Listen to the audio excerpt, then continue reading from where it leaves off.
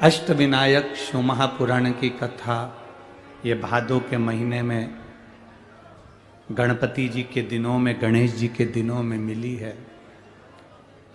और यदि ये सुनने को मिली है तो कुछ अच्छा करने के लिए मिली है, कुछ अच्छा प्राप्त करने के लिए मिली।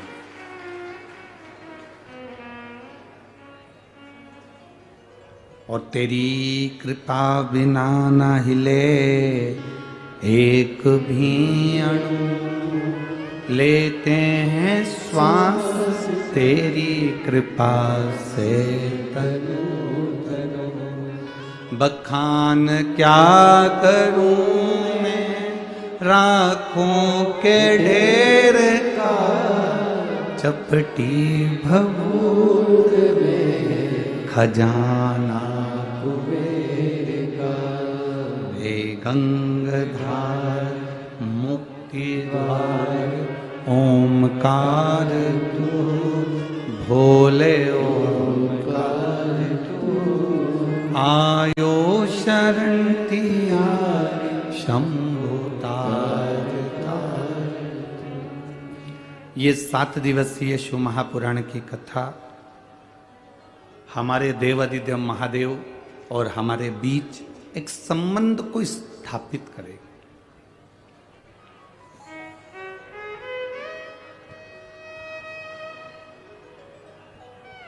मेडिकल वाला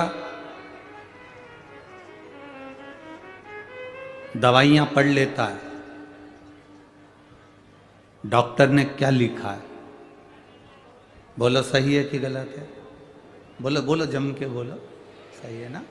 मेडिकल वाला दवाइयां पढ़ लेता है कि डॉक्टर ने क्या लिखा है, और मेरा देवादिदेव महादेव तुम्हारी तन्हाइयां पढ़ लेता है कि तुम्हारे भाग्य में क्या लिखा है,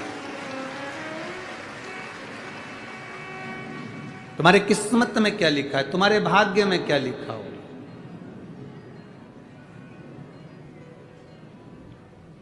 लिखने वाले ने लिख दिया पर उसको पढ़ा मेरे महादेव ने।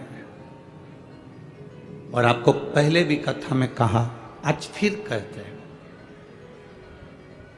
ये कोई साधारण से 24,000 श्लोक की ये शिव महापुराण की कथा कोई साधारण नहीं है। इसको समझने वाला ही समझ सकता।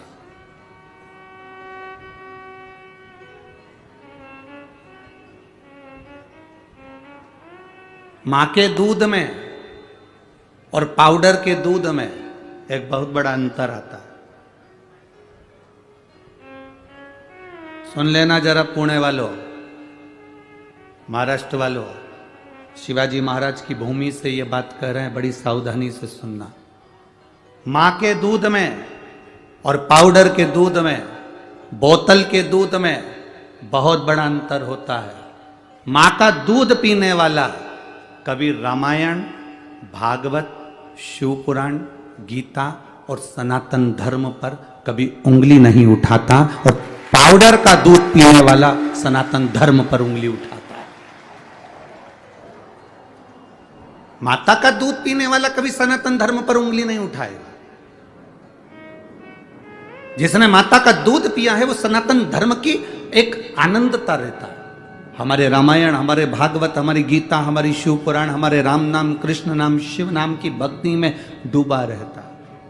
जो माता का दूध पिया होता है वो कभी सनातन धर्म के लिए अपशब्द नहीं कहता, कभी सनातन धर्म को बर्बाद करने की बात नहीं करता। कभी राम और कृष्ण पर, कभी मेरे हरि विठ्ठल पर, कभी मेरे हरि पर, मेरे नारायण पर, मेरे शिव पर कभी वो उंगली नहीं उठाता। किसी साधु, सन्यासी, तपस्वी, संत पर उंगली नहीं उठाता। पर जो पाउडर का दूध पीकर बड़े हुए होते हैं वो एक ना एक दिन सनातन धर्म को नष्ट करने की बात जरूर करते हैं, इतना ध्यान रखिए। आप जितने भी भक्त लोग यहाँ कथा सुन रहे हैं, जितने आस्था चैनल के माध्यम से सुन रहे हैं, जितने फेसबुक यूट्यूब के माध्यम से सुन रहे हैं, जितने इस पवित्र पावन के प्रांगण में, ये तीनों डूमों में जो भक्त भरे पड़े हुए हैं, और डूम के बाहर ग्राउंड में जहां जहां लोगों को जगह मिल गई, तपती हुई धूप में लोग जहां जगह मिल गई वहां बैठकर जो कथा सुन रहे हैं, आपके भीतर आपने जो माता का दूध पिया है वह दूध आज झलक रहा है। इसलिए इस पवित्र भूमि का रसतत्व आपके जीवन पर है। बोल बम का नारा है, इतना धीमा बोलोगे तो कल्याण तुम्हारा है। बोल बम का नारा है, शिव के भरोसे पर, बाबा के भरोसे पर, शंकर के भरोसे पर, हमारी अविरल भक्ति के भरोसे पर, हमारे विश्वास के भरोसे पर हम अग्रण्य बढ़ते हैं। मेडिकल वाला डॉक्टर की दवाइयां पढ़ लेगा, मेडिकल वाला दवाइयां पढ़ लेता है और केवल एक इस मृत्यु लोक में, इस संसार सागर में केवल एक है, और वो है मेरा देवादिदेव महादेव, जो तुम्हारे भाग्य में कितना दुख है उसको जब तुम जल चढ़ाने के लिए जाती हो तब वो तुम्हारे भाग्य को पढ़ता है और उस दुख को मिटाने का कार्य करता है, उस दुख को समाप्त करने का कार्य करता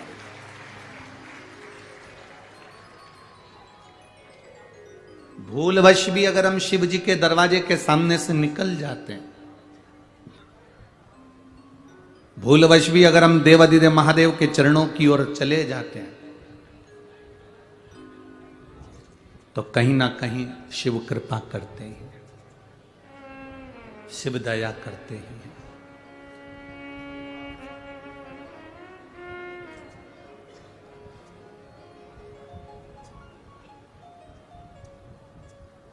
और शिव की कृपा साधारणता में होती ही नहीं। जितने कदम चलकर आप पूर्णा में कहीं पर भी गए हो, कोई हिसाब मत रखो, पर यदि आप शिव महापुराण की कथा तक आए हो ना, ये सांगवी तक पहुंचे हो, ये पीडब्ल्यूडी के इस मैदान तक अगर पहुंचे हो, तो अपना हिसाब रखना कि मैंने 20 रुपए की बस पकड़ी, 20 रुपए बस वाले को दिया, वहां उतरी, उतरकर चौराहे पे से 20 रुपए का ऑटो करा, वहां से 20 रुपए का ऑटो करके फिर आगे गई, फिर ई रिक्शा करा 20 रुपए का, 60 रुपए मैंने खर्च किए हैं। वो एक डायरी में, छोटी सी डायरी में लिख लेना, ठीक है। और जितने घंटे, जितना समय आपने देवादिदेव महादेव को शिव पुराण को दिया है, वो समय भी लिखना कि मैं घर से निकली थी इतनी बजे और पहुंची इतनी बजे और घर वापस आई इतनी बजे, ये सब लिखना।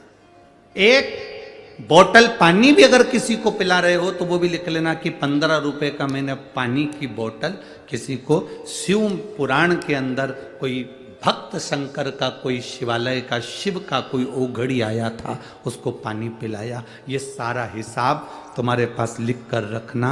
वो मेरा देवादिदेव महादेव तुम्हें अगर हजारों लाखों में वापिस बदल करना दे दे तो बात।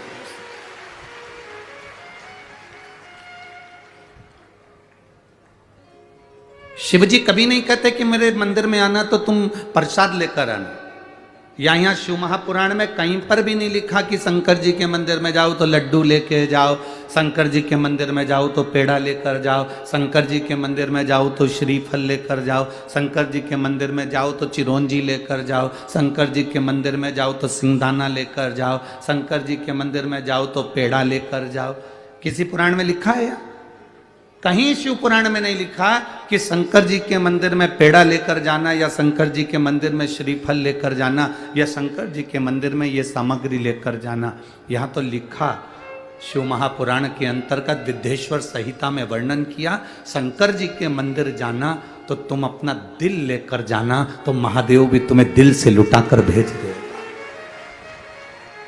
आप शंकर के मंदिर में बहुत सारी सामग्री लेकर जाने की जरूरत नहीं है। जो देवादिदेव महादेव पर बेलपत्री चढ़ी है उसको उठा लो, धो लो, शिव जी पर वापिस चढ़ा दो। अपने घर से 1 लोटा जल लेकर जाओ। कोई कोई कहते हैं गुरुजी हमारे पूर्णा मुंबई में तो मंदिर बड़ा दूर होता है, तो लोटा लेके कैसे जाएं, बस में जाते हैं तो लोटा ही गिर जाता है, लोग इतना धक्का मारते हैं।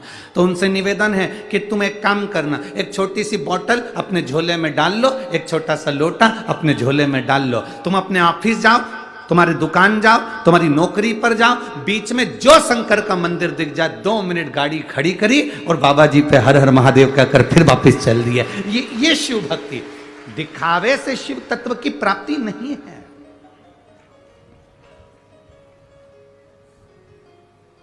बहुत सारा त्रिपुंड लगा लोगे या बहुत सारी माला पहन लोगे तो उससे भगवान प्राप्त नहीं होगा। भगवान को पाने के लिए निर्मल मन सो मोहि पावा, मोहि छल छिद्र कपट ना भावा।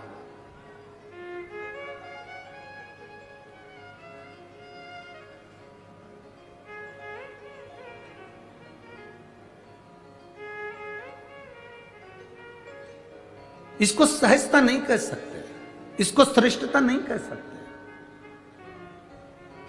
अभी हम आ रहे थे तो वो हमारे साथ में जो ड्राइवर भाऊ थे, हम तो ड्राइवर तो कहते हैं नहीं, हम तो हमेशा उनको पायलट कहते हैं, ठीक है। तो हमारे साथ में जो पायलट बैठे थे, जो ड्राइविंग कर रहे थे, तो उन्होंने देखा कि चौराहे चौराहे पर बहुत सारे भिखारी भीख मांग रहे थे। तो पीछे हमारा वो पवन बैठा था, तो उसने कह दिया यहाँ पर भिक्षुक ज़्यादा हैं, यहाँ चौराहे चौराहे पर रुकते हैं और लोग मांगते। तो उसने कहा हाँ। तो हमने उस समय जवाब नहीं दिया, पर हम आज कहें आपसे कि वो चौराहे पर खड़ा हुआ भीख मांगने वाला वो भिखारी नहीं है।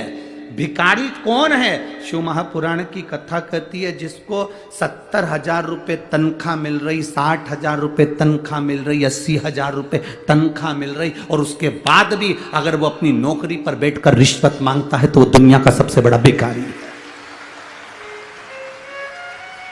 इतनी तनख्वाह मिलने के बाद अगर तुम रिश्वत मांगो, इतनी तनख्वाह मिलने के बाद अगर तुम थोड़ा सा पैसा ज्यादा ले लो, इतनी तनख्वाह मिलने के बाद भी अगर तुम्हारा पेट नहीं भराता और तुम दूसरे से कुछ न कुछ ज्यादा पाने की आशा रखते हो, तो चौराहे के भिखारी से बदतर तुम वो भिखारी हो। अपनी आनंदता के साथ आप अपनी जिंदगी नहीं जी पा रहे। हमारी ये शिव महापुराण की कथा, शिव भक्ति की कथा ये प्रदान करती है कि हमें किसी से मांगना नहीं, किसी से आशा रखना नहीं। यहां तो शास्त्र कहता है आशा एक राम जी से दूजी आशा छोड़ दे, और नाता एक भोले जी से दूजा नाता तोड़ दे। यह संबंध एक निभाया, मांगो देवाधिदेव महादेव से मांगो। अरे तेरा ही दिया मैंने खाया पिया, तेरा शुक्रिया, तेरा शुक्रिया, मुझे भोले बाबा बहुत दे दिया, तेरा शुक्रिया, तेरा शुक्रिया। ये उसकी कृपा से हमें मिला है।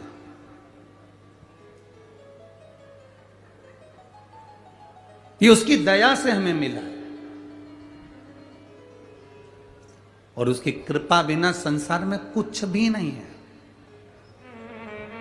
अगर मेरी जीजियों, ओ महाराष्ट्र वालियों, और मेरे जीजाओं, ओ महाराष्ट्र वालों जो बैठे हो, ये शंकर भगवान को धन्यवाद देना, अपने देवत को, अपने देवता को धन्यवाद देना कि तेरी कृपा थी जो ये भादों के महीने में हरतालिका तीज भी पड़ रही है तो सोमवार की पड़ रही है, गणेश चतुर्थी भी पड़ रही तो मंगलवार की पड़ रही है।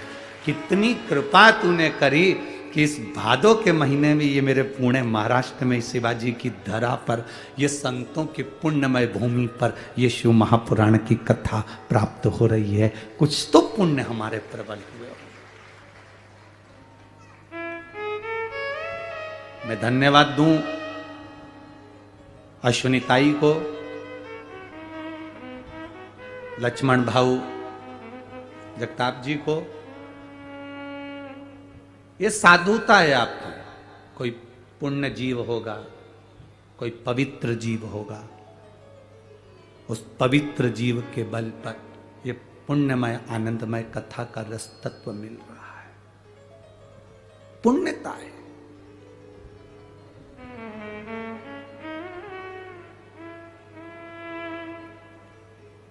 ये उसकी कृपा बिना नहीं मिल सकती। शिव महापुराण का अगर एक अंश भी हमें प्राप्त हो रहा है, एक मिनट की कथा भी हमको मिल रही है, एक क्षण की कथा भी हमको मिल रही है, तो हमारे को समझ लेना कि हमारी कोई पुण्यता।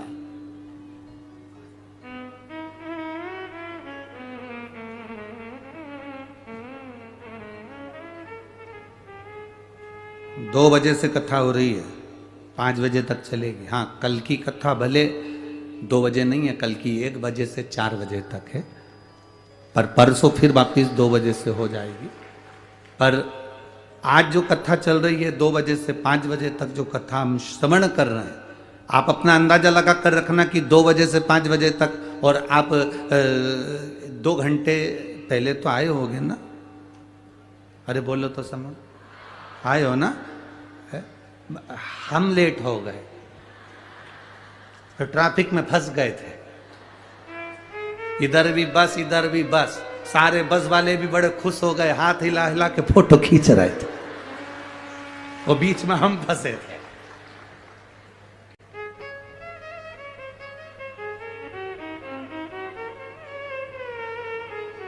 अब वो पायलट सायरन भी बजाए, पाँव पाँव पाँव करे भी सरी, इतने में वो सायरन बजाए तो 2-3 बस वाले और उतर के बाजू में आके खड़े हो गए और बस में से इशारा कर रहे हैं। अब हम समझे कि अगरबत्ती लगाने का बोल रहा है, तो पायलट बोला अगरबत्ती नहीं गुरुजी, कांच नीचे कर।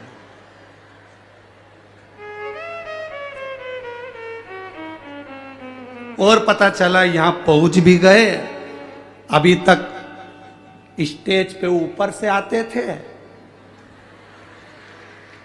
आज नीचे से आ गए।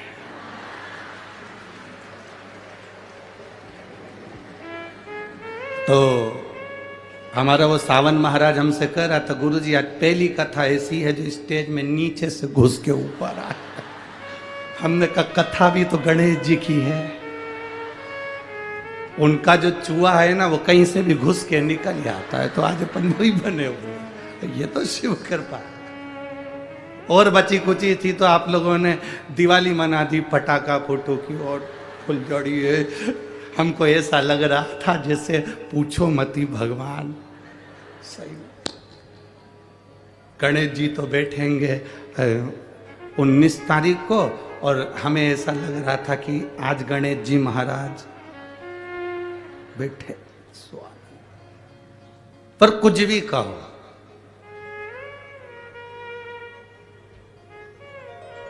तुमचा पुणे मस्त आहे।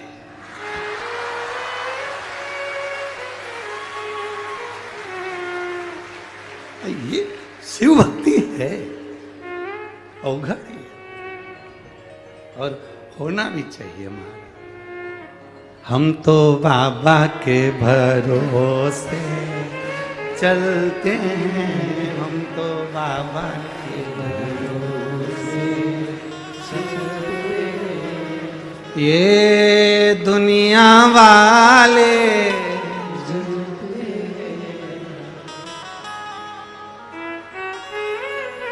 तुम तो बहुत जल्दी खड़े हो गए। कितनी देर की कथा सुनी थी? 2 क्षण की कथा, केवल 2 क्षण।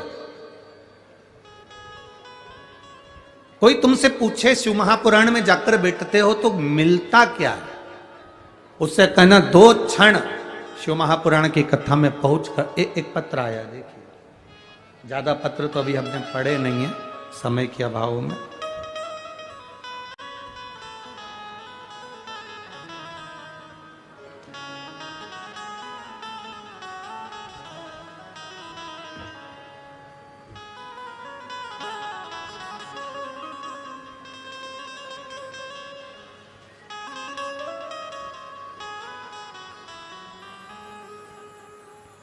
मेरी बेटी गीतांजलि बोर से 23 साल की है।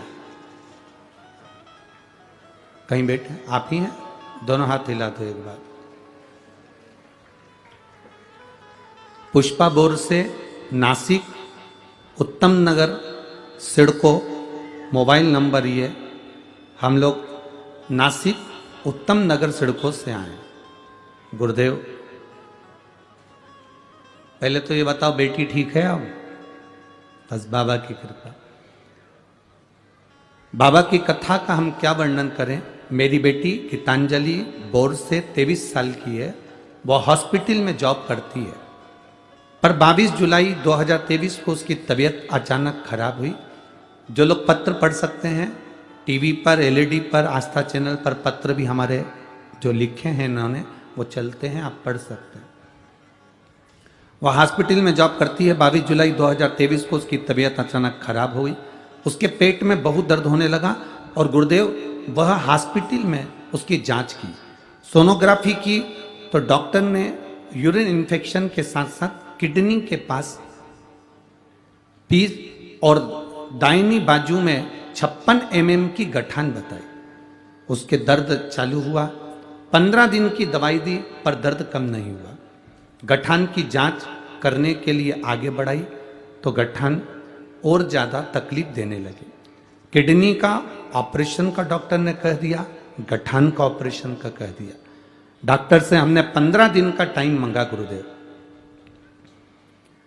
हमारे पड़ोसी ने कहा था कि एक बार अगर कहीं मौका मिल जाए, 2 मिनट की भी कथा अगर टीवी पर मिल जाए या कहीं ऐसा मौका मिल जाए और लाइव कथा कहीं आ रही हो तो वहां जाकर आप सुने। हमने केवल टीवी के सामने आसन बिछाकर 2 मिनट की कथा सुन पाए, क्योंकि चिंता बहुत थी गुरुदेव।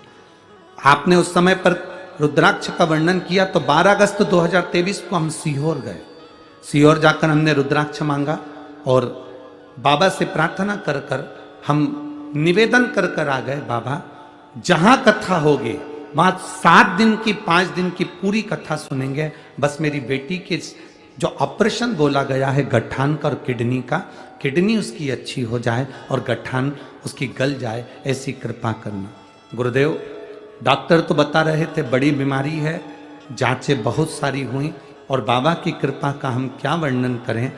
हम सीहोर से आकर रुद्राक्ष को पानी में गलाते, शिव जी को चढ़ाते, बेटी को पीने के लिए देते। बाबा की कृपा से दूसरी बार बेटी की जांच कराने के लिए गए, डॉक्टर ने कहा इसकी गठान गल चुकी है और बेटी की किडनी भी काम करना प्रारंभ कर दी है। इसलिए हम बाबा के चरणों में इस शिव महापुराण की कथा को श्रवण करने के लिए आए। शिव तत्व है। बैठिए बाबू, एक बार दोनों हाथ हिला दो, हर हर महादेव। बैठिए। 2 क्षण की भी कथा यदि जिंदगी में मिल रही है तो उसका फल क्या। एक पत्र और आया, देखिए थानेदार का फोटो भी लगा हुआ है, ठीक है। एक पत्र और आया और राखी भी भेजी है दीदी आपने, आपकी राखी को लड्डू को स्वीकार है बाबा के चरणों में।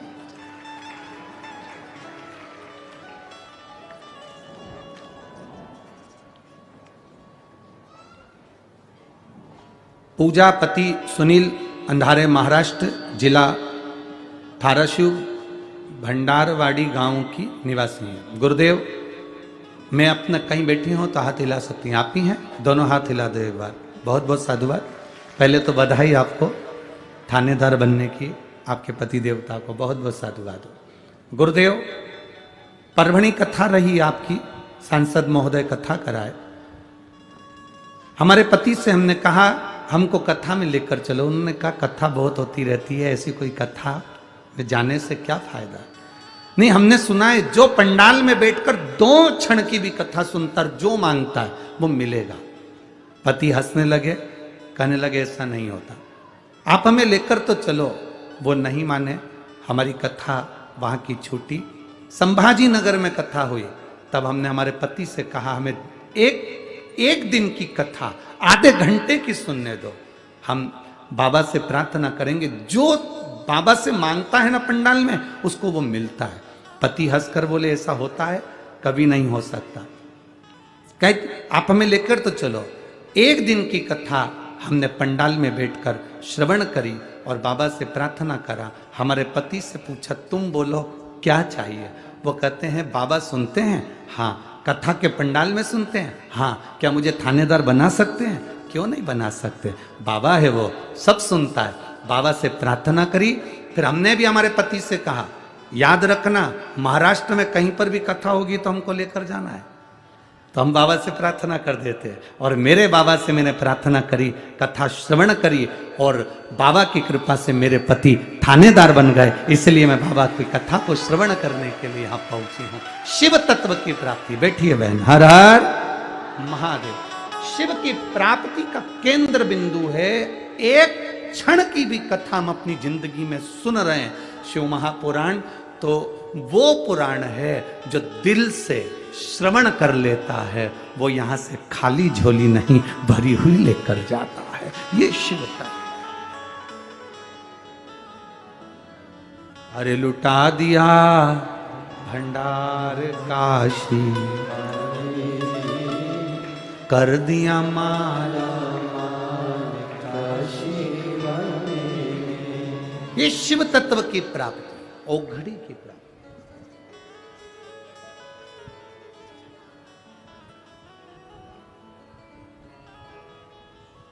एक बहन ने तो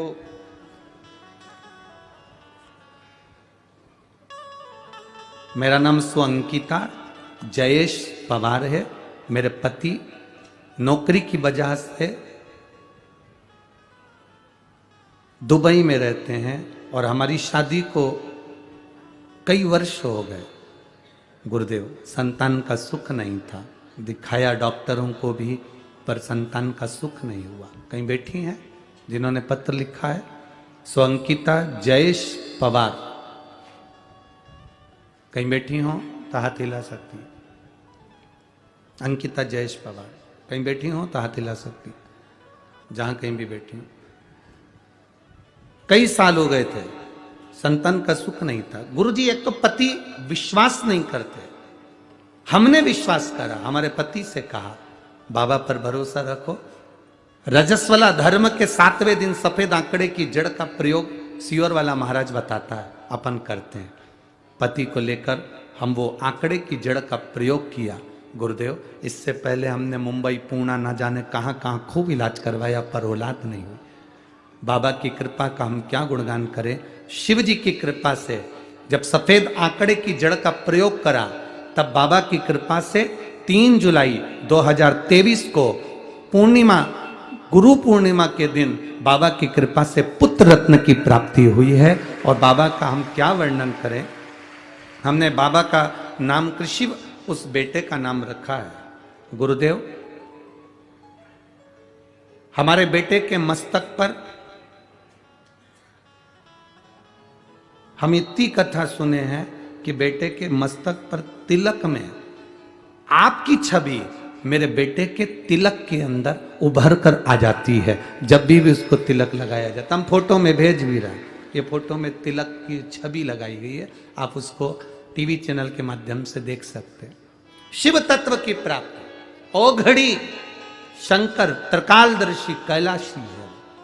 शिव तत्व, आपकी भक्ति है उसमें, विश्वास, दृढ़ता, तुम्हारा भरोसा है उसमें। और यहां जितने बैठे हो, चाहे पंडाल हो चाहे पंडाल के बाहर हो, तुम्हें जहां जगह मिल जाए वहां बैठ जाओ और बैठकर बाबा से अपने हृदय से, अपने दिल से इस 7 दिन की कथा, घर के लोग कहें पानी गिर रहा है, घर के लोग कहें त्योहार आ रहा है, घर के लोग कहें ये त्योहार है, कह देना मेरा बाबा मेरे गांव में आया है। इससे बड़ा त्योहार दुनिया का कोई त्योहार नहीं हो सकता। इससे बड़ा त्योहार क्या।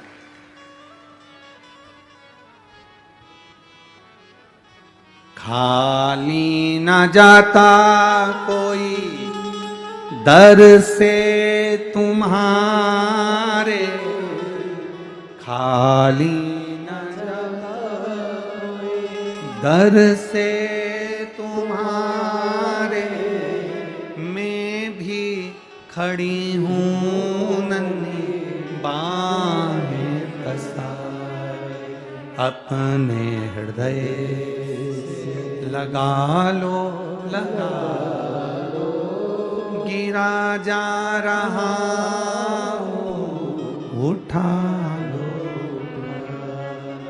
ये शिव तत्व की प्राप्ति का केंद्र बिंदु है। हम तो कहेंगे शंकर भाऊ जगताप जी को आप बार बार धन्यवाद देना कि यह पावन कथा पुणे में आ गई है। बहुत बहुत साधु।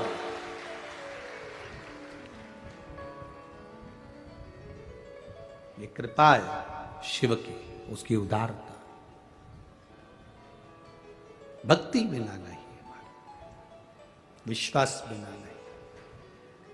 समय आया देवराज बेलपत्री के वृक्ष के नीचे प्राणों को त्यागा तो शिव तत्व को प्राप्त हो।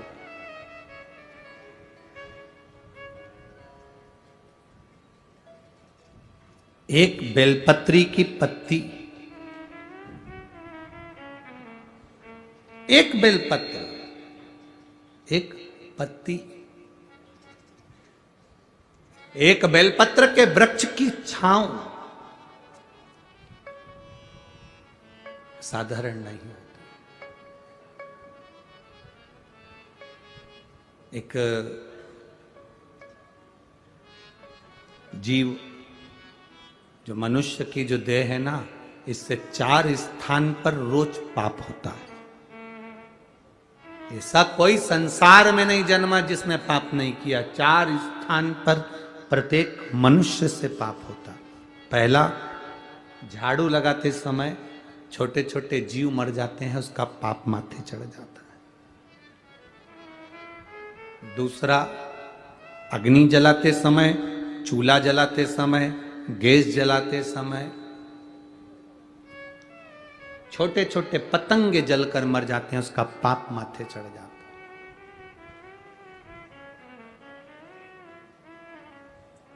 है। स्त्री, किसी पुरुष को हमने कहा कि जब रोटी बनती है, चूल्हा जलता है, लकड़ी में आग लगती है, तब पाप माथे चढ़ता है। तो पुरुष ने कहा हम तो रोटी बनाते ही नहीं है, नारी स्त्री रोटी बनाती है। अगर नारी रोटी बनाती है तो सारा पाप उसी के माथे चढ़ता होगा, सारा पाप उसी के माथे पर चढ़ता होगा। जब स्त्री रोटी बना रही है, नारी रोटी बना रही है, तो पाप उसके माथे चढ़ता होगा। पर इनको बताए कौन? हमारे धर्म शास्त्रों के अनुसार गुरु गोरखनाथ जी का आप लोगों ने दर्शन किया? गोरखनाथ जी का फोटो देखा है? गुरु गोरखनाथ एक हाथ में कमंडल रखते हैं, दूसरे हाथ में चिमटा रखते हैं। क्या रखते हैं? चिमटा। चिमटा देखा है? महिलाओं के पास में चिमटा रहता है रसोई घर में। क्या काम आता है? रोटी को सेकने का। संत भी चिमटा रखते हैं, भजन गाने वाले भी चिमटा रखते हैं। बोलो बोलो, सही है कि गलत है? संत भी चिमटा रख रहे हैं, भजन गाने वाले भी चिमटा रख रहे हैं, और घर की नारी भी चिमटा रखती है। कभी स्त्री से पूछना कि तुम ये चिमटा क्यों रखती हो, और वो भी गैस के पास, चूल्हे के पास, किस लिए रखती है? क्यों रखती है? जैसे गुरु गोरखनाथ जी की, जहां पर सुंदर गोरखनाथ जी की, जहां पर सुंदर आनंद के साथ में मंदिर होता है, और वहां पर एक सुंदर धुनी जलती रहती है, उस धुनी में एक चिमटा फंसा रहता है। धुनी में जो बल मिलता है उस चिमटे के बल पर मिलता है। तो वहां की जो भस्म होती है, वहां की जो भभूति होती है, वो हमको सुख, एनर्जी और रोग से मुक्ति देती है। एनर्जी भी देती है और रोग से मुक्ति भी देती है। क्या होता है उस चिमटे से?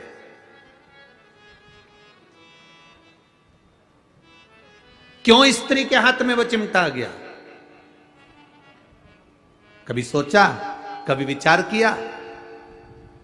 संतों की कृपा। एक बार गुरु गोरखनाथ जी महाराज भ्रमण कर रहे थे। भ्रमण करते करते एक स्त्री पर उनकी दृष्टि पड़ी। गुरु गोरखनाथ ने देखा कि यह नारी बड़ी दुखी है, बड़ी दुखी।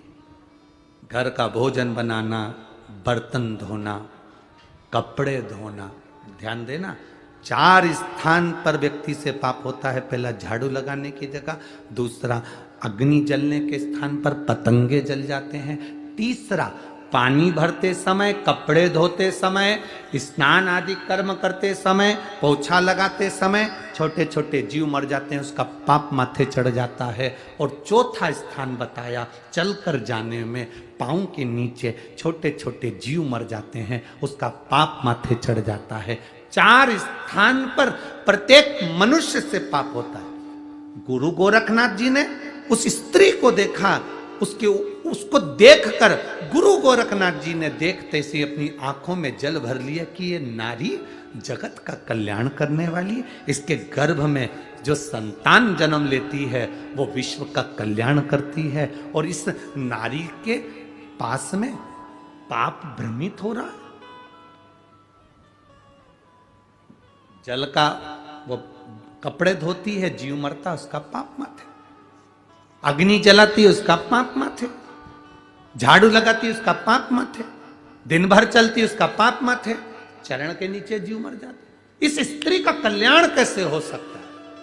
इस नारी का कल्याण कैसे हो सकता है?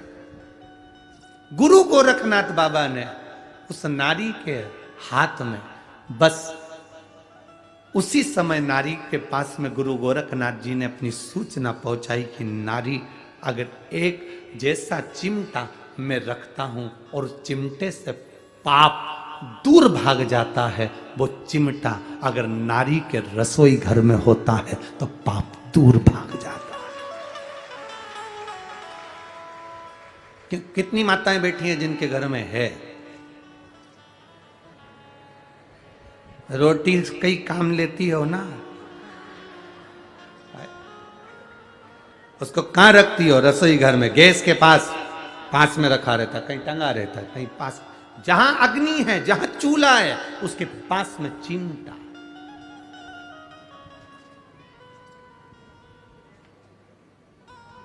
कहने वाले कह देते हैं नारी को पवित्र माना गया, कहने वाले कह देते हैं नारी के ऊपर पाप की गठरिया। ना, मेरे गुरु गोरखनाथ जी ने स्त्री को भी पवित्र कर दिया और उसके पाप की गठरिया को आधा कर दिया। मेरे गुरु गोरखनाथ जी स्त्री को पवित्र कर दिया। शिव के अवतार हैं गुरु गोरखनाथ, भगवान शंकर के अवतार।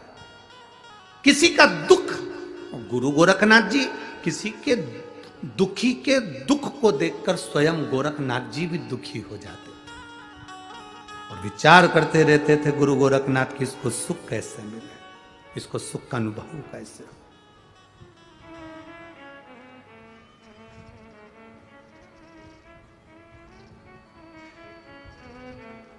तो जिन पुरुष कहे कि, कोई पुरुष कहे कि स्त्री रोटी बनाती है पाप उसके माथे चढ़ेगा, झाड़ू स्त्री लगाती है पाप उसके माथे चढ़ेगा, कपड़े स्त्री धोती है पाप उसके माथे चढ़ेगा, तो ये अंदाजे में मत रहना, चिमटा है, चिमटा है।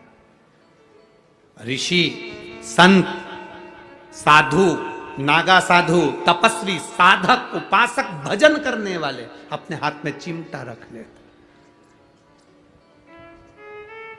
किसी ने पूछा, स्त्री चिमटे से रोटी पकड़ती है, संत क्या पकड़ते? हम कहते हैं वो भगवान की भक्ति को पकड़कर जनमानस का कल्याण कर देते हैं। जनमानस,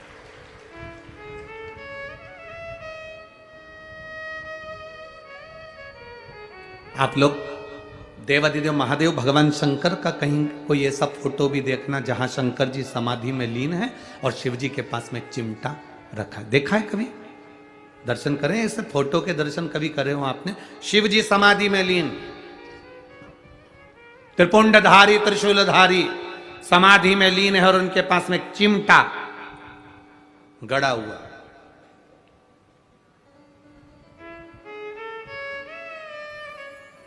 सुख प्रदान करना।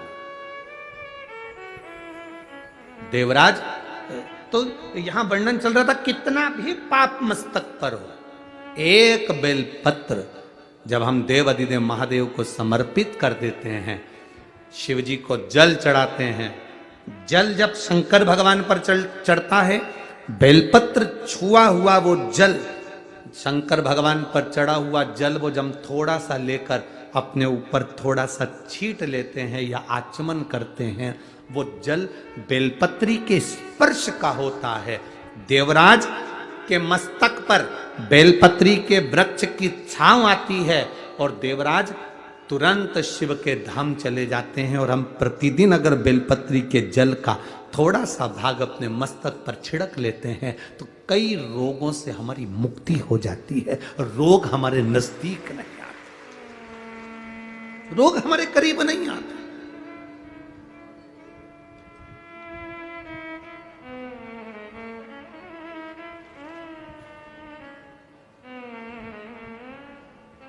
अष्ट विनायक में एक विनायक, सबसे प्रबल विनायक, अष्ट विनायक में सबसे प्रबल,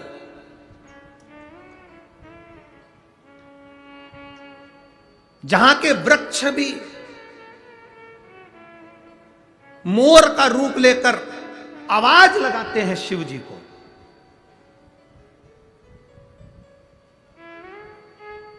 जहां की नदी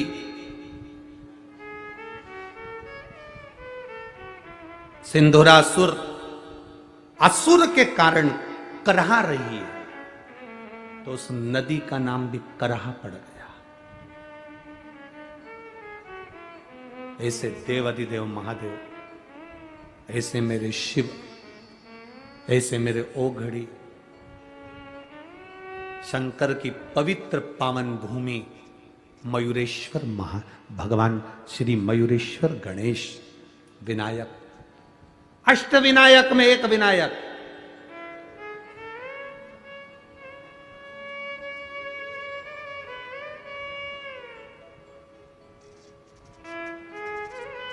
हजारों बेलपत्री के वृक्ष थे,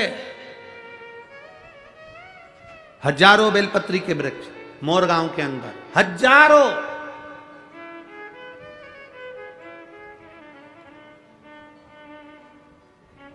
और शिव जी की अति प्रिय भूमि थी मोरगांव, अति प्रिय भूमि। पूर्णा के इस पवित्र आनंद में, पूर्णा के इस जिले के अंदर, पुणे के अंतर्गत ये मयूरेश्वर सुंदर गणेश जी के अष्ट विनायक में एक विनायक है। शायद हमारे हिसाब से तो अष्ट विनायक की पहली यात्रा यहीं से प्रारंभ होती होगी। जहां तक अगर विचार हो तो मयूरेश्वर से ही प्रारंभ होती है। अष्ट विनायक की पहली दर्शन यात्रा अगर कोई निकलती होगी तो मयूरेश्वर से निकलती होगी। पहली मयूरेश्वर आता होगा, फिर उसके बाद दूसरे दूसरे गणेश। क्यों? हजारों बेलपत्री के वृक्ष, शिव जी की परमप्रिय भूमि। आज देवादिदेव महादेव ने माता पार्वती जी को साथ लिया।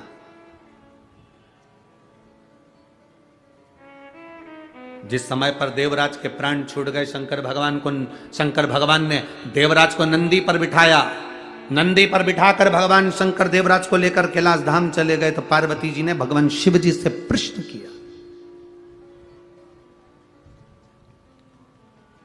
भगवान शंकर से प्रश्न कर रही मां पार्वती, मां जगत जननी, मां जगदम्बा, बाबा ये देवराज तो महापापी था, इसने तो धन चुराया लोगों का, वैभव चुराया लोगों का। हम आपसे एक निवेदन करेंगे, आप जब भी कथा सुनने के लिए किसी पंडाल में जाओ, चाहे सियोर वाले महाराज के यहाँ कथा में आओ, चाहे किसी महाराज के यहाँ जाओ, चाहे भागवत सुनने जाओ, चाहे रामायण सुनने जाओ, चाहे शिव महापुराण की कथा सुनने के लिए जाओ, हम दूसरी पुराण से हम ये नहीं कहेंगे कि भागवत में या रामायण में तुम जेवर पहनकर जाओ कि ना जाओ, पर शिव महापुराण में कभी भी कथा सुनने आना तो सोने का कोई जेवर, कोई सोने का मंगलसूत्र हो, सोने की चैन हो, सोने का हार हो या वीआईपी कोई चीज हो, तो वो कथा के, ये अग्नि का ध्यान रखिएगा, थोड़ा सा दिया ऐसा सरका, नीचे से पकड़ के सरका,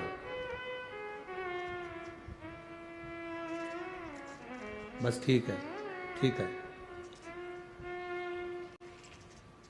शिव महापुराण की कथा में कभी भी जाना, सोने का ज्यादा आभूषण नहीं, कुछ नहीं सोने, मेरे ओघड़ी जैसे जाओ, हम शंकर जी को दिखाने जा रहे हैं कि शंकर जी से मांगने जा रहे हैं? हम शिव जी से कहने जा रहे हैं कि तेरा नाम कुबेरेश्वर महादेव है, तेरा नाम कुबेरेश्वर महादेव है, तो कुबेर का भंडार भरने वाला है, तो साधारण नहीं है। हम तेरे चरणों में आए हैं और जो देगा तू देगा। यहां आने से पहले आप जी सोने की चेन मैन मंगलसूत्र जो भी सोने का सामान है आपके पास में, जो आर्टिफिशियल है वो पहन, पर यहां सोने का आभूषण नहीं, उसके द्वार पर आ रहे हैं। कारण तुम्हारा कोई सामान चले गया तो तुम्हारा दिल दुखेगा, और तुम्हारा दिल नहीं दुखेगा, सबसे ज्यादा दिल मेरे महादेव का दुखेगा कि इसकी कोई वस्तु यहां आई थी और चली गई। दिल महादेव का। और एक बात आप लोगों से कहना चाहेंगे, चोटों की तो आदत रहती है, वो आते हैं, जैसे कथा सुनने धर्मात्मा आते हैं, पुण्यात्मा आते हैं, संस्कारवान लोग आते हैं, बड़े पुण्य वाले लोग आते हैं, तो कथा सुनने चोटे भी आते हैं। ऐसा नहीं है कि नहीं। पर एक बात बताओ, चोटों ने ना जाने कितनी कथाओं में कितनी चेन काटी होगी। एक चेन अगर काटी होगी तो लाख रुपए की होगी। बोलो तो सही है कि गलत है? जम के तो बोलो जरा, सही है ना? 1,50,000 रुपए की एक चेन काटी होगी। एक कथा में ना जाने कितनी चेन काटी होगी। अभी तक तो चोर भी करोड़पति बन गया होता, पर आज तक चोटा चोटा ही दिया। आज तक चोटे से प्रमोशन नहीं कर पाया, और जिनकी चली भी गई, देवादिदेव महादेव ने उसको और 2 तोला बढ़ाकर उसके गले में डलवा दी। ये चली भी गई तो उसने दे, पर चोटे का प्रमोशन नहीं हुआ। तो मेरा निवेदन है चोटों से कि तुम्हारा प्रमोशन आज तक नहीं हुआ और ना होगा। अगर किसी का दिल दुखाओगे तो जिंदगी में कभी सुखी नहीं रह पाओगे, ये निश्चित रखिए। आप सुखी रहे। हम शिव महापुराण की कथा कहती है, अड़भंग शिव है, अड़भंग। शंकर की भक्ति में जब जाना, शंकर की भक्ति में जब पहुंचना, तब अपने हृदय से पहुंचना, दिखावे से नहीं। शंकर को छल की जरूरत नहीं है, शंकर को छल नहीं चाहिए, शंकर को एक लोटा जल चाहिए। छल से कभी शिव प्रसन्न नहीं हुआ, शंकर कभी प्रसन्न नहीं हो सकता तुम्हारे छल से।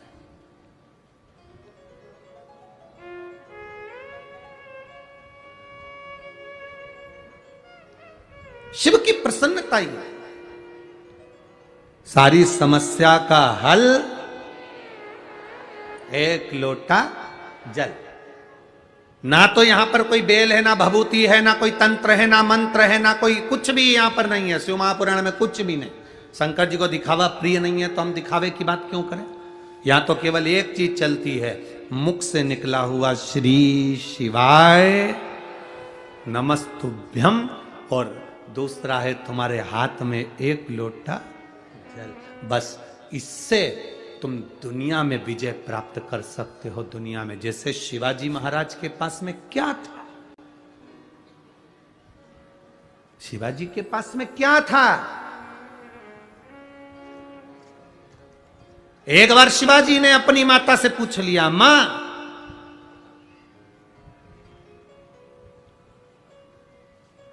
अगर दुश्मन प्रबल भी है, बहुत प्रबल दुश्मन है, और उस दुश्मन को भी आधा करना हो।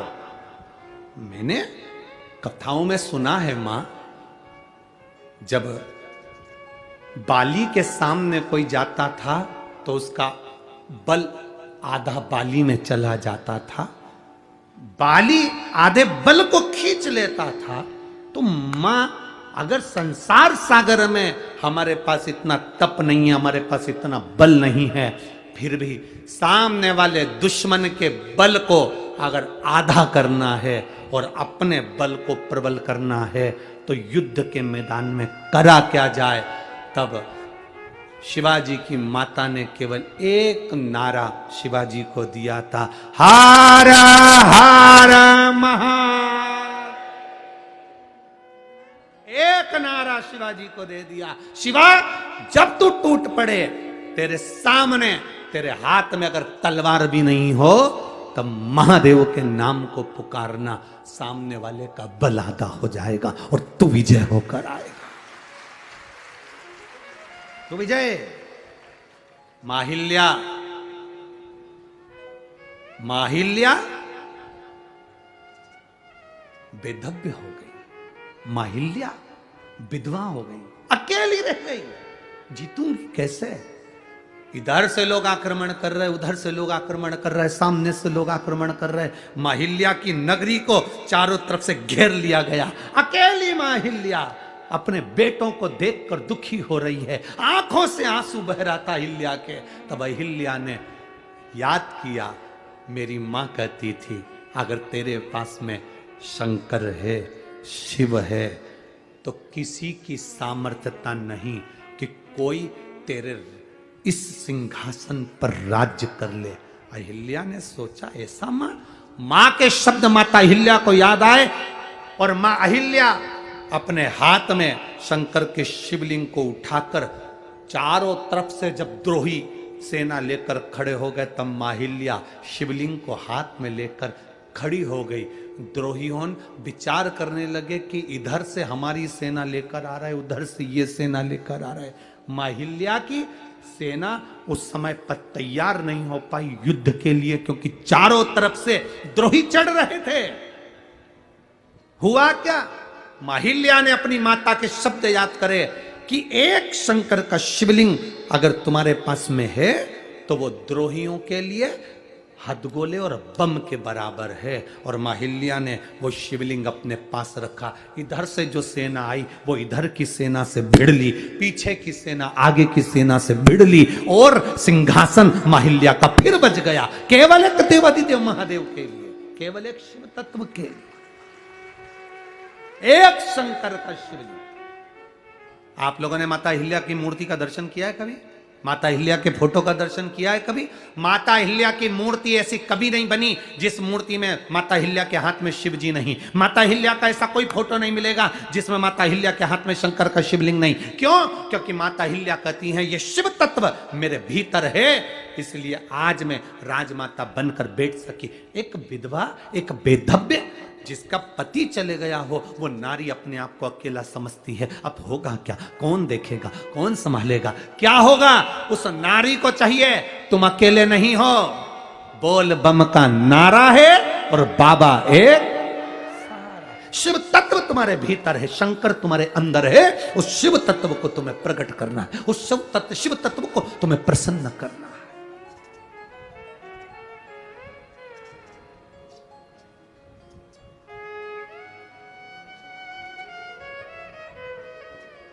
माननीय विधायक महोदय यहाँ बैठी हैं, आपके यहाँ बोलते हैं शायद, विधायक को क्या बोलते हैं, आमदार, यहाँ बैठी हैं। हाँ, विधायक महोदय यहाँ बैठी हुई हैं। सोचिए, शंकर शिव तत्व, आप ये कथा करवा रही हैं, आप ये कथा के यजमान पद लिए हैं, तो कहीं मां अहिल्या के चरित्र को अपनी जिंदगी में उतार कर रखना कि शिव तुम्हारे साथ है। ये भीतर उतार कर रखना। कोई चले जाए, कोई अच्छा था और वो अच्छा ही ये कथा देकर गया, ये समझिए, ये शिव तत्व दिया है, वो घड़ी कोई साधारण नहीं हो सकता। तेरी कृपा बिना ना हिले एक भी अणु, लेते हैं श्वास तेरी कृपा से। वो घड़ी है शंकर, वो त्रिकालदर्शी है शिव, उसको पहचानो। लोग हंसेंगे, शिव महापुराण से ऐसा हो सकता? शंकर की ये इतने पत्र, ये तो पहले दिन के पत्र हैं, अभी आखिरी दिन तक तो ढेर लगना। ये पत्रों को हम पूरा नहीं पढ़े हैं।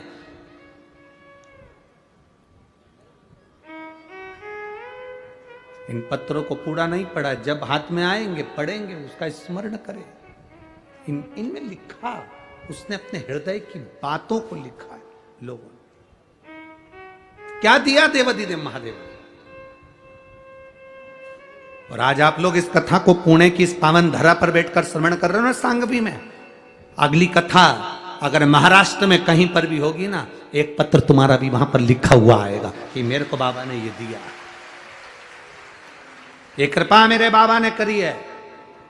ये नासिक से आई बहन लिख रही है, केवल 15 दिन मांगे थे डॉक्टर से, केवल 15 दिन। ये 15 दिन दे दो, फिर हम किडनी का भी ऑपरेशन कराएंगे और उस गठान का भी ऑपरेशन करेंगे। केवल 15 दिन। अब 15 दिन में इसका कितना विश्वास होगा उस देवादिदेव महादेव के प्रति कि वो करेगा, वो करेगा, वो साधारण नहीं है। मेरे भोले तेरा सहारा है, मेरे भोले तेरा सहारा है, मेरी नैया का तू किनारा है, मेरी नैया का तू किनारा। ये शिव तत्व की प्राप्ति का केंद्र बिंदु है। पार्वती जी ने शिव जी से कहा, बाबा भोलेनाथ आप ये पापी जीव को लेकर आ गए। ये देवराज ब्राह्मण था, ब्राह्मण के घर में जन्म लिया, ब्राह्मण कुल में जन्म लिया, पर इसने कभी ब्राह्मण कर्म नहीं किया, लोगों की दिल दुखाया, जान दुखाई, चोरी करके लाता था। कितना दिल दुखता होगा जिसके घर से चोरी करके लाता होगा। कैसे कैसे व्यक्ति जोड़ जोड़ के 1-1 रुपया इकट्ठा करे और चोर लेकर चले जाए, तो उसका दिल कितना दुखता हो, हृदय कितना दुखता हो।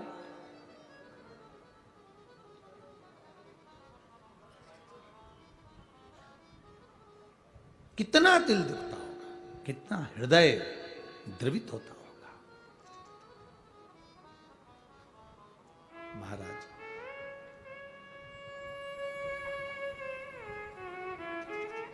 कभी हमारा दिल दुखता है एक घोड़े को देखकर उस पे लोग बैठकर जा रहे हैं, एक बैल,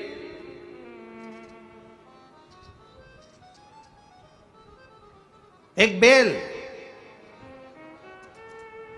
वो गाड़ी को खींच कर लेकर जा रहा है, चलाने वाला उसको मार रहा है, दिल दुखता है।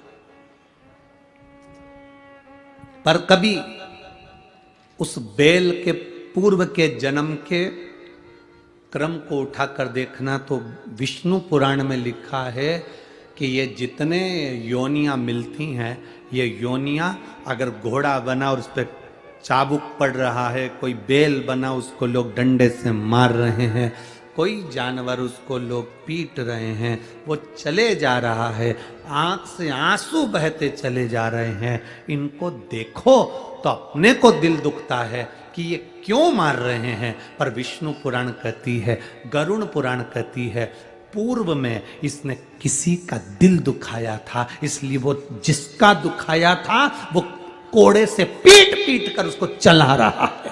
इसने इसका खाया था इसलिए उससे वापिस ले रहा है। ये कर्म की गति है। मत बुरे कर्म कर बंदे वरना पछताएगा, भगवान की आंखों से तू बच नहीं पाएगा, तू बच नहीं पाएगा। अरे ओ अज्ञानी मत करना, तेरे कर्म का फल भी तू ही पाएगा, जैसा किया तूने तेरे आगे आएगा। मत बुरे कर्म कर बंदे वरना पछताएगा, भगवान की आंखों से तू बच नहीं पाएगा, तू बच नहीं पाएगा। अपने कर्म की गति को भोगना पड़ता है।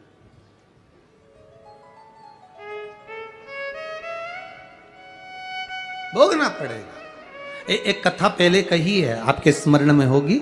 एक चोर चोरी करने सेठ जी के यहाँ गया। सेठ जी बड़ा दयालु था, कोई उधार मांगने आता था तो उसको दे देता था। सेठ जी मेरी बेटी की शादी है, ले जा। कब देगा? ये जन्म में देगा कि वो जन्म में देगा? जो ईमानदार होता था वो कह देता था यही जन्म में दे दूंगा। जो खाने की नियत रखता था वो कहता था अगले जन्म में दूंगा। उसको मालूम है कि अगला जन्म किसने देखा। सेठ जी उधार दे देता था। अब उधार देता रहा। एक चोर को मालूम पड़ गया सेठ जी के पास बहुत धन है, उधार देता है। तो चोर ने कहा चलो अपन उधार भी ले लेंगे, तिजोरी भी देख लेंगे, रात को जाएंगे सब माल चुरा लेंगे। चोर गया, सेठ जी मेरी बेटी की शादी है, 25,000 रुपए की जरूरत है। सेठ जी ने कहा ले ले, ये जन्म में देगा कि अगले जन्म में देगा? अब चोर तो चोर, उसने कहा अगला जन्म किसने देखा? सेठ जी अगले जन्म में दूंगा। ठीक है ले जा, दे दिया। उसने तिजोरी देख ली। रात को चोर आया चोरी करने के लिए। सेठ जी क्या बहुत सारी भैंस बंधी हुई थी, उस भैंस के तबेले में चोर घुस गया। उसने कहा सेठ जी जाएंगे, रात को इनकी तिजोरी का माल चुरा लूंगा। रात हो गई, सेठ जी जाने लगे। सेठ जी जैसे ही गए, आपस में भैंस सब बात करने लगी। एक भैंस ने दूसरी भैंस से पूछा, क्यों री भैंस जी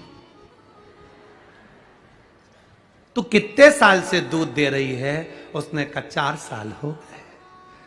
एक कहती है मुझे 5 साल हो गए, कोई कह रही मुझे 3 साल हो गए। सब आपस में बात कर रही थी। एक बूढ़ी भैंस बैठी थी, मुंह से जुगाली कर रही थी। किसी ने पूछा भैंस अम्मा, ओ भैंस अम्मा।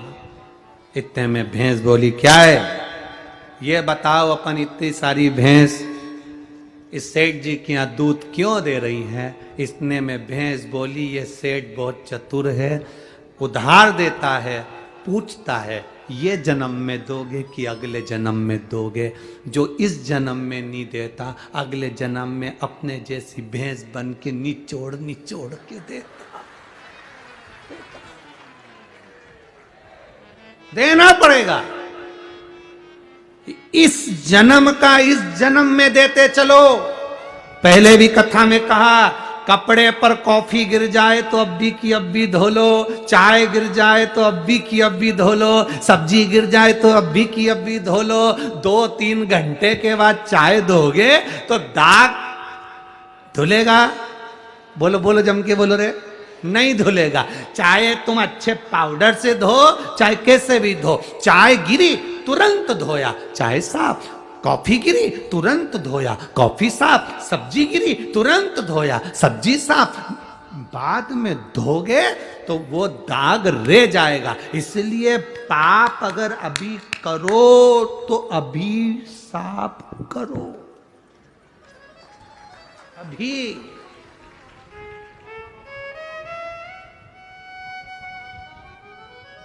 लोग कहते हैं, सीहोर वाले महाराज कहते हैं, गुरुजी आप कहते हो रोज मंदिर जाया करो। क्यों जाए हम मंदिर रोज? रोज चाय गिर रही है, रोज कपड़ा तुरंत साफ करो। रोज मोबाइल पे दिन भर झूठ बोलते हो, इसलिए एक लोटा जल चढ़ा के साफ।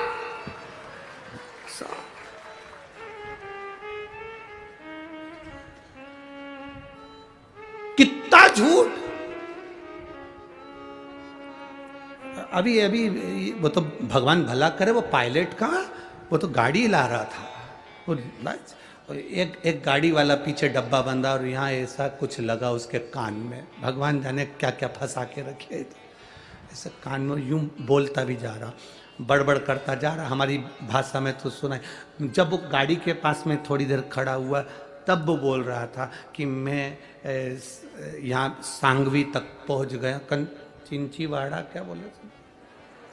हाँ जो भी है तुम समझ गए ना, बस बाकी जाने दो, तुम्हारा समझना जरूरी है। तो मैं यहाँ तक पहुँच गया। हमने पायलट से पूछा क्यों रे भैया ये कौन सा एरिया है? तो क्या मिलिट्री का एरिया बता। और बोला भी चिंचीवाड़ा कौन सा वाड़ा है? तो ये कहाँ पर है? तो कि गुरुजी वो तो 5-6 किलोमीटर दूर है। तो मैंने कहा अब भी बोल रहा वो कि मैं यहाँ पर हूँ और खड़ा मिलिट्री एरिया में। हमने कहा कितना झूठ बोल रहा है। तो हमने पायलट से कहा जरा गाड़ी रोक, अपन कह देते हैं 1 लोटा पानी चढ़ा दे, आज की आज साफ धुल जाए। बोले सो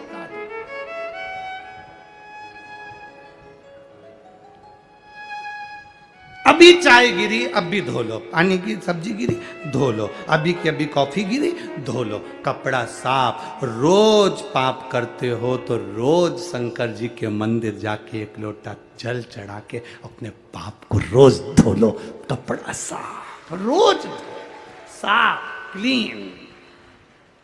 फिर तो लोग भी तुमसे पूछ लेंगे, जैसे पुराने जमाने की टीवी पे पूछते थे, राजू तुम्हारे दांत तो मोतियों जैसे चमक रहे हैं।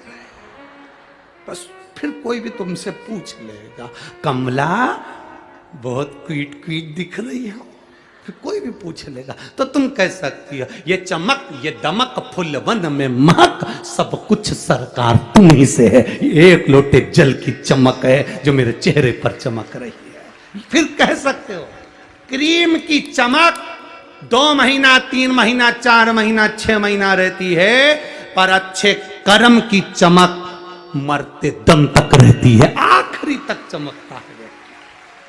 और तुम देख लो, तुम खुद देख लो, एक होती है सास, एक होती है बहू। बहू को देखना तुम कितना मेकअप करती तब चमकती, और सास को देखना ओल्ड इज गोल्ड, कितनी चमकेगा सास को देख, एकदम चमक। सास कुछ नहीं करती, बस ऐसे ही बाल माल को लगा लोगों के बिंदी लगा के उके होठ भी अगर ऐसे थोड़े बहुत रूखे रह जाए तो थूक निकाल के पोछ पोछ के। और सास तो 1-2 घंटे तक ऐसी कुछ भी नहीं करती तुम्हारे जैसी कि 1 घंटे तक तुम पहले लाइन खींचो फिर वहां में डब्बा भरो, ऐसी सास नहीं करती। सास तो एक ही बार में ऐसी लिपस्टिक भी ले लेंगे तो लगा के और जो देखे वो सास तो सास, उसको कोई मतलब ही नहीं। तुम्हारी चमक तुम्हारे पास, पर जो बुजुर्ग है उसके चेहरे की जो चमक होती है वो चमक इन मेकअप से नहीं होती। बुजुर्ग की चमक भगवान की भक्ति से तीव्र बन जाती है, शिव तत्व से तीव्र बन जाती है, शंकर की उदारता से तीव्र बन जाती है। ये चमक ये दमक फूल वन में महक सब कुछ सरकार तुम्हीं से है। तो ये हम अगर आज पाप कर रहे हैं तो आज धोते चलो, हम आज झूठ बोल रहे हैं आज पुण्य करते चलो, आज हमने गलत किया तो उसको पुण्य करते। मत बुरे कर्म कर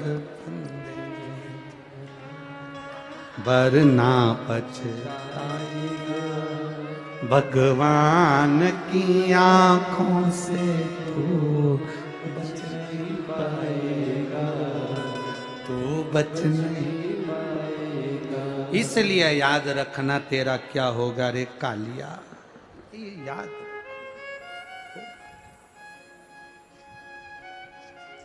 होना।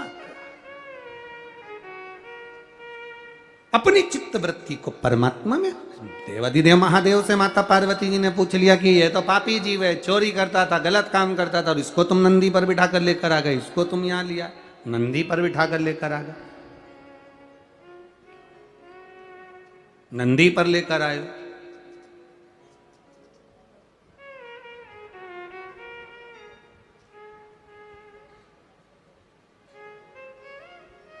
अब शिवजी बोले इसने जो पुण्य करा वो सुन। इसने एक पुण्य प्रबल करा, चोरी का धन लेकर शिव मंदिर में गया, शरीर में ताप पड़ा, शिव पुराण की कथा चल रही थी, 2 क्षण की श्रवण कर ली, शरीर लेकर बेलपत्री के वृक्ष के नीचे दुबक कर बैठ गया, प्राण वहीं छूट गए, बेलपत्री की छांव इस पर पड़ गई, इसलिए इसको कैलाश का धाम मिल गया, शिव का धाम मिल गया। अच्छे कर्म मरते मरते कर लिए तो पुण्य भागी बन गए, श्रेष्ठ उसको मिला,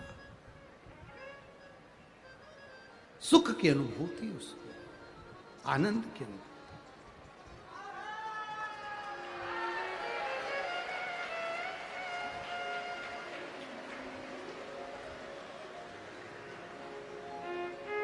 बोल गंगेश्वर महादेव की, हर हर गंगे।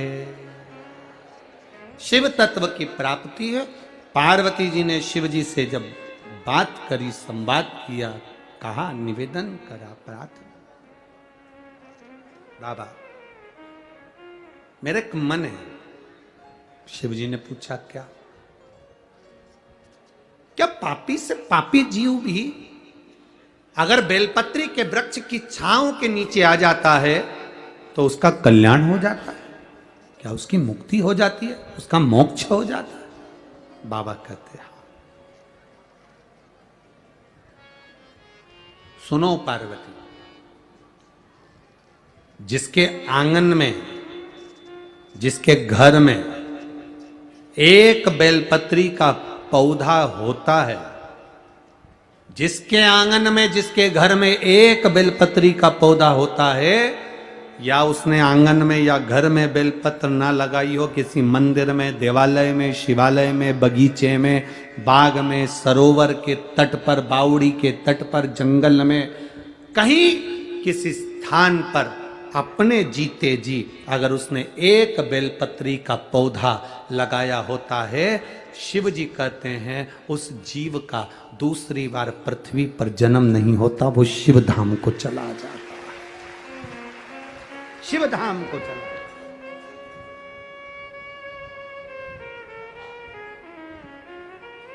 कुछ पुण्य करते चलो अपनी जिंदगी का, कुछ अच्छा कर्म करते चलो अपने जीवन का। आप लोग अगर शिव महापुराण की कथा को सुनने के लिए आते हो, हम आपसे कहते हैं कि 2 पानी की बोतल लेकर आना, अपना साथ कुछ शिव भक्तों का मुंह झूठा कराने का लेकर आना। बोलते हैं कि नहीं बोलते? कि मिला मौका, अपने नगर में अगर कोई आया है तो भूखा ना रहे, एक बिस्कुट का पुड़ा ही दे देना, भले एक टॉफी दे देना, पर मुंह झूठा जरूर। आज एक और बात कहेंगे, इस बारिश के मौसम में अगर कथा सुनने आओ तो छाते भी 2 लेकर आना। कम से कम अगर कहीं बैठे हो और कहीं नहीं है पंडाल में व्यवस्था, नहीं हो पाई कोई व्यवस्था, तो आप ले भैया तू लेके बैठ जा, हम जाए जब हमें दे देना हो, वापिस हमें देना, हम वापिस रख लें, फिर दूसरे बैठने का साधन।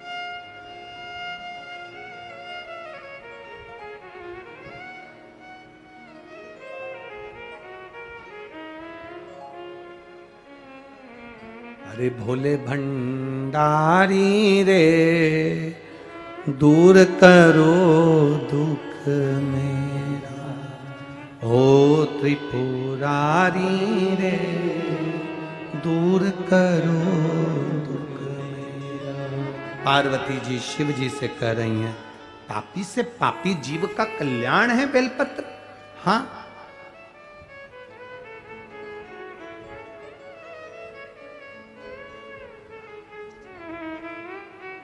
जब से शिव महापुराण की कथा में कहा गया कि शंकर जी पे चढ़ी हुई बेलपत्र उठाकर खा लेना चाहिए, बीपी, शुगर, थायराइड, गठिया, सबके लिए जो हमने कहा, जब से शिव महापुराण की कथा में कह रहे हैं कि शंकर पर चढ़ा हुआ जल पीना चाहिए, तब से कई रिसर्च सेंटरों में रिसर्च चालू हो गया कि बेलपत्री में ऐसा क्या है, शंकर पर चढ़े हुए जल में ऐसा क्या है, रुद्राक्ष का गला हुआ जल शंकर को चढ़ाने पर पीने में रुद्राक्ष में ऐसा क्या है।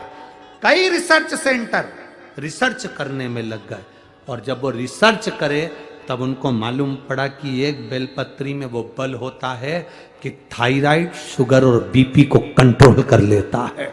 तब उनको मालूम पड़ गए। शंकर भगवान पर शिवलिंग पर चढ़े हुए जल में वो तेज पुंज होता है। शिव जी पे चढ़े हुए शंकर भगवान के शिवलिंग पर बेलपत्र चढ़ती, धतूरा चढ़ता, पुष्प चढ़ता, उसका जो जल अगर मिल भी गया, स्पर्श हुआ, जल भी हमारे को प्राप्त हुआ है, तो उसका फल क्या हो? उसको आनंदता प्राप्त हो।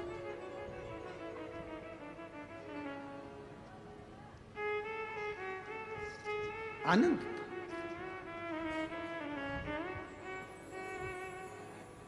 एक पत्र आया है,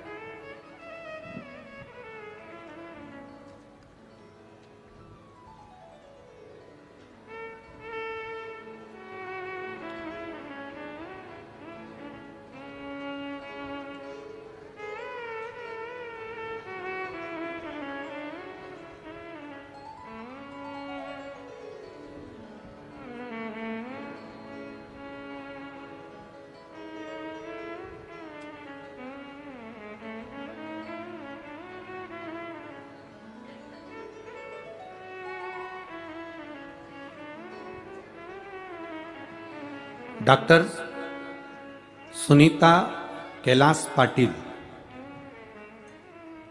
डॉक्टर सुनीता कैलाश पाटिल कहीं बैठी हैं? बैठी हो तो हाथ हिला सकते हैं। Doctor Sunita Kailash Patil, Nashik, Maharashtra. Mobile number ये है, कहीं बैठी हो तो अपना हाथ हिला सकती है जहां कहीं भी बैठी हो। गुरुजी, मैं होम्योपैथी डॉक्टर सुनीता कैलाश पाटिल, गुरुदेव। हम लोग दवाई से बीमारियां ठीक कर सकते हैं, लेकिन गुरुदेव जीवन में बीमारियों से ज़्यादा जिनको चुनौतियां आ जाती हैं, जहां एक लिखा पढ़ा इंसान भी निराश हो जाता है। मेरी लड़की, हम डॉक्टर हैं गुरुदेव, इलाज करते हैं, अच्छा इलाज करते हैं, बहुत मरीज भी आते हैं, ठीक भी होते हैं। मेरी लड़की हर्षा जो अच्छी पोस्ट पर काम करती है, सर्विस बहुत अच्छी है, उसकी शादी नहीं हो रही थी, पत्रिका दिखाई, जन्म कुंडली बनवाई, फिर भी लोगों ने कहा इतने महीने हो जाएगी, ये हो जाएगी, सालों निकल जाते थे, नहीं हुई। तब किसी ने कहा, दवाई लेने आने वाले व्यक्ति ने कह दिया कि बेटी के लिए चिंता करती हो, और उससे हम बात कर रहे थे अपनी बेटी के लिए, और चिंता करती हो तो मालेगांव में कथा होने वाली है शिव महापुराण की, एक दिन की सुन लो ना। गुरुदेव डॉक्टर हैं, समय नहीं मिलता हमको, कैसे जाएं? पर पंडाल में कथा सुनने, वो भी शिव पुराण सुनने जाना, ये किसी बड़े युद्ध से कम नहीं है। क्योंकि पंडाल में एक तो बैठने की जगह देखना, दूसरा इतनी भीड़ में पहुंचना, तीसरा जाकर वापिस लौटना, बहुत कठिन काम है शिव पुराण में जाना। और फिर भी मैं प्रयास करूंगी, आप कर रहे हो तो मेरी बेटी के लिए मैं उस पंडाल में पहुंचूंगी। मालेगांव के कथा के पंडाल में मैं गई, एक दिन की कथा सुनी, उसमें आपने पशुपति व्रत के बारे में बताया गुरुदेव। मैंने अपनी बेटी से कहा, तूने सारे व्रत कर लिए, जगह जगह जाकर पूजन कर लिया, अब एक बार वो सीओर वाला महाराज कथा में कह रहा था पशुपति व्रत का, वो कर। पहला पशुपति व्रत मेरी बेटी ने और हमने करा, दूसरा पशुपति व्रत आया और मेरी बेटी के लिए संबंध आया। जो मेरी बेटी की पोस्ट थी उससे दुगनी पोस्ट पर लड़का काम करता था, और बाबा की कृपा से संबंध पक्का हुआ। पांचवा व्रत के दिन ही मेरी बेटी की सगाई हो गई और उसका विवाह ऐसा जोरदार हुआ कि हम सोच नहीं सकते थे। ये शिव तत्व है, क्यों घड़ी है शंभु। एक लाइन गुरुदेव, मैं डॉक्टर सुनीता कैलाश पाटिल, आज मैं देवादिदेव महादेव से इस पत्र के माध्यम से कहना चाहती हूं कि दुनिया का सारी समस्या का हल है तो वो महादेव के चरणों में है। ये शिव तत्व है। शंकर ओ घड़ी है शिव।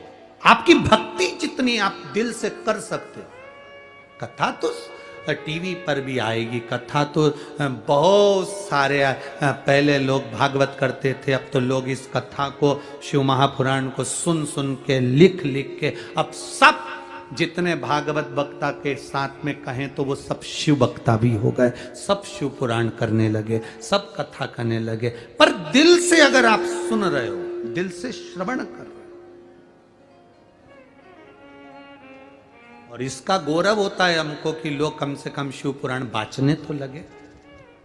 जब टीवी पर खोलो तो कम से कम शिव पुराण सुनने को कई महाराज बोलने तो लगे। पहले तो लोग शिव पुराण को छूते तक नहीं थे, घर में नहीं लाते थे, लोग पढ़ते नहीं थे। शंकर के मंदिर कौन जाता था? आप अपने क्षेत्र में जहां जहां से आई हो, आपके मोहल्ले में शंकर के मंदिर पुराने समय में निकाल कर देखना, कोई नहीं जाता। केवल सावन में, शिवरात्रि पर चले गए या सोमवार को चले गए तो चले गए, बाकी के रोज नहीं जाते। आज के समय में शंकर जी के मंदिर में कम से कम 2 या 3 मिनट तक तुम्हें खड़े रहना पड़ता है जल चढ़ाने के लिए। ये प्रभु की कृपा है, ये उदारता शिव की। दिल से अगर सुन रहे हो, शिव महापुराण की कथा हृदय से सुन रहे, भले टीवी के सामने सुनो, मोबाइल पर सुनो, चाहे पंडाल में बैठकर सुनो, पंडाल में जगह नहीं तो बाहर बैठकर सुनो, अपनी एक बिछाने का साथ लाकर बैठो, आसन लगाओ, छाता लगाओ, प्रेम से कथा का रसतत्व ग्रहण करते हुए भाव से सुनो, खाली नहीं छोड़ेगा। शिव है वो शिव।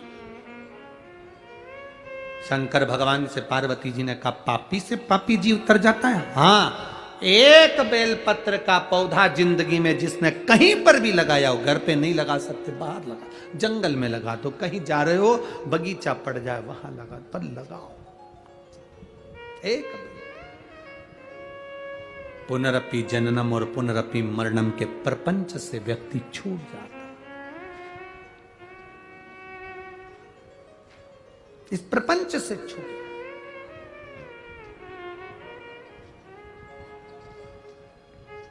पार्वती जी शिव जी से कहती हैं, जैसे आप नंदी पर बिठाकर देवराज नाम के ब्राह्मण को लेकर आए हो, एक बार मुझे नंदी पर बिठाकर जिस भूमि पर सर्वाधिक वृक्ष बेलपत्र के हों, उस भूमि पर मुझे भ्रमण कराकर लेकर आइए, घुमा कर लेकर आइए।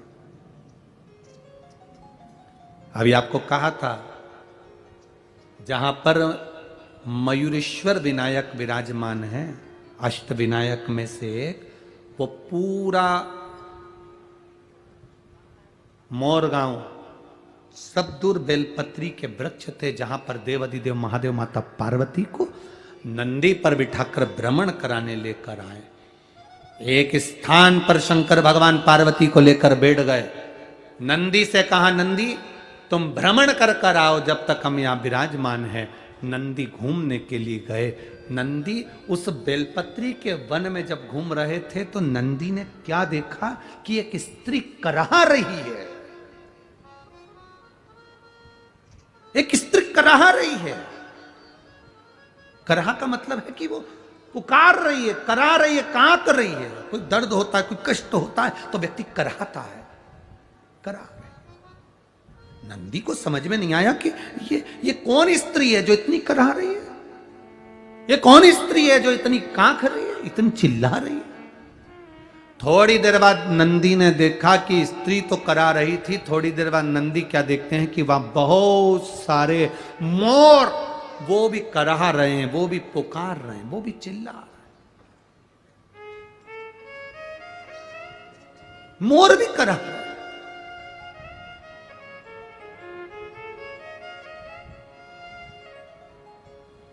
अब नंदी को विचलितता हुई।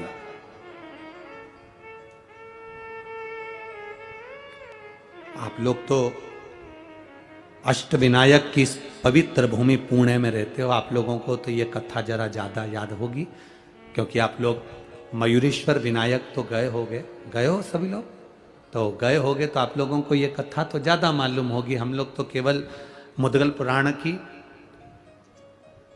पुराण, गणेश पुराण, शिव पुराण और ब्रह्म वैवर्त पुराण की, इन चारों पुराणों में से ये पवित्र कथा आपको सुना रहे। कोई आपसे पूछे कि गुरुजी ने अष्टविनायक की कथा काय में से सुनाई, ये पूरा चरित्र काय में से सुनाया, तो आप कह सकते हो मुद्गल पुराण में से श्रवण कराया, आप कह सकते हो ब्रह्म वैवर्त पुराण में से, गणेश पुराण में से, शिव पुराण में से श्रवण कर। मुद्गल पुराण कह रही है बहुत सारे मोर करा रहे हैं, बहुत सारे मोर करा।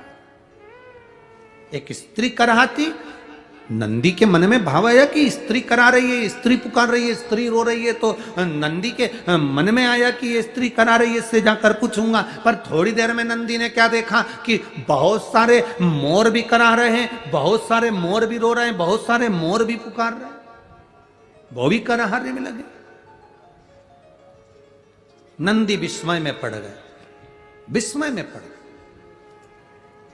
अब थोड़ी देर बाद नंदी विस्मय में पड़े,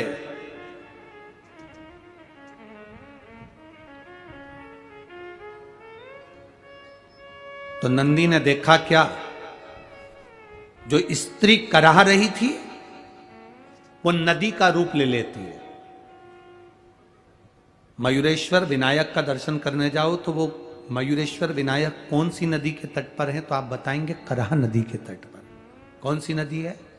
कराह नदी। स्त्री ने नदी का रूप ले लिया।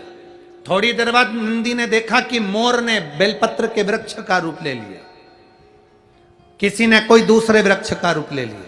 अब तो नंदी और विस्मय में पड़ गए, कभी ये स्त्री बन जाती है, कभी ये मोर बन जाते हैं, कभी पेड़ बन जाते हैं। ये गजब का वन है, ये मोर गांव तो बड़ा गजब का गांव है। बताओ, ये तो बड़ा विचित्र वन है, विचित्र गांव है, जहां पर लोग इस वन में कभी वृक्ष बन रहे हैं, कभी मोर बन रहे हैं, कभी स्त्री बन रही, कभी नदी बन रही। चिंता बढ़ी, टेंशन बढ़ी, चिंता व्याप्त। अब नंदी से रहा नहीं गया, तो नंदी तुरंत देखकर उनको तुरंत दौड़कर देवादिदेव महादेव के पास पहुंच गए। शिव जी बैठे थे पार्वती जी के साथ। पार्वती जी का भी ध्यान नहीं गया कि देवादिदेव महादेव ने समाधि ले ली है। देवादिदेव महादेव ने तब साधना में लीन हो गए, नेत्र बंद कर लिए शंकर भगवान ने। कोई कोई होता है